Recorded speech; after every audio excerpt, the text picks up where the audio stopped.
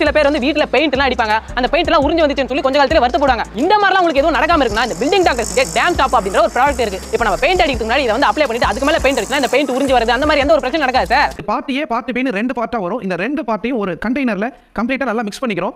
அதுல primer quota apply பண்ணும்போது 50 to 100 ml வாட்டரை கலந்து மிக்சிங் மிஷின் வச்சு கம்ப்ளீட்டா நல்லா மிக்ஸ் பண்ணிக்கிறோம். ஃபர்ஸ்ட் கோட்னு சொல்லக்கூடிய அந்த கோட்டிங் அடிக்கும்போது ஹரிசாண்டலான வாட்டத்துல, அதாவது கிடைமட்ட வாட்டத்துல முத கோட்டிங்கை கம்ப்ளீட்டா அடிச்சிடறோம்.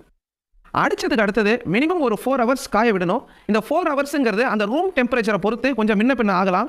அதனால 4 hours ஆனாலும் கூட நீங்கள் மேனுவலாக கையை வச்சு ஒரு ஸ்டிக்கி ஃப்ரீ ஸ்டேஜ்னு சொல்லக்கூடிய கையில் ஒட்டாத அளவுக்கு நல்லா காஞ்சிருச்சாங்கிறத செக் பண்ணிடுங்க. அதுக்கு அடுத்தது பார்ட் ஏ பார்ட் பி எல்லாத்தையும் நல்லா கலந்து ரெண்டாவது கோட்டிங் அப்ளை பண்ணுறோம். இந்த கோட்டிங்கை வந்து நம்ம வெர்டிக்கல் ஷேப்பில், அதாவது வெர்டிக்கல் பொசிஷன் சொல்லக்கூடிய செங்குத்து வாட்டத்தில் கம்ப்ளீட்டாக ரெண்டாவது கோட்டிங் அப்ளை பண்ணிடுறோம். அப்ளை பண்ணி முடிச்சு மினிமம் 8 to 12 hours நல்லா காய விட்டதுக்கு அடுத்தது நீங்கள் தேவையான பெயிண்ட்டை நீங்கள் மேலே அப்ளை பண்ணிக்கலாம்.